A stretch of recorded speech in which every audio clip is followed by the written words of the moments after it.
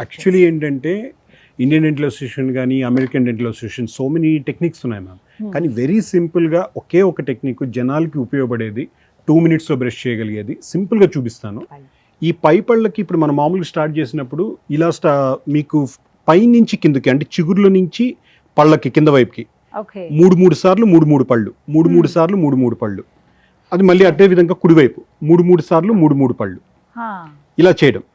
తర్వాత ఇంపార్టెంట్ ఏంటంటే కిందవి కూడా మళ్ళీ కింద నుంచి పైకి, పై పళ్ళేమో పై నుంచి కిందకి చేయాలి, కింద పళ్ళేమో కింద నుంచి పైకి 3 పళ్ళని 3 సార్లు. దీనివల్ల మనం ఇలా చేయడం వల్ల పళ్ళ మధ్యలో ఉన్న సందులు కూడా క్లియర్ అవడమే కాకుండా చిగుర్లు కూడా మీకు బలపడతాయి. చిగుర్ల మీద కూడా ఇండైరెక్ట్ గా మనం అది ఒక మసాజింగ్ ఎఫెక్ట్ ఇచ్చినట్టు ఉంటుంది.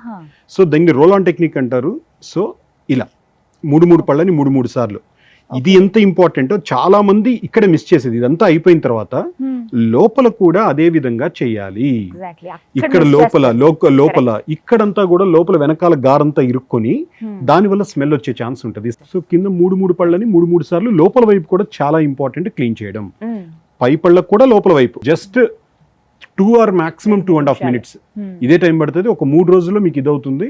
మీరు అన్ని పళ్ళని టచ్ చేసామా లేదా అది చాలా ఇంపార్టెంట్. చిగురులన్నింటినీ క్లియర్ చేసుకున్నామా లేదా, ఏమన్నా ఇరుక్కొని ఉందా ఒకసారి పుక్లి చూడండి. వీటికి మాక్సిమం 2 minutes అంటే morning 2 minutes, evening 2 minutes, that's it, done.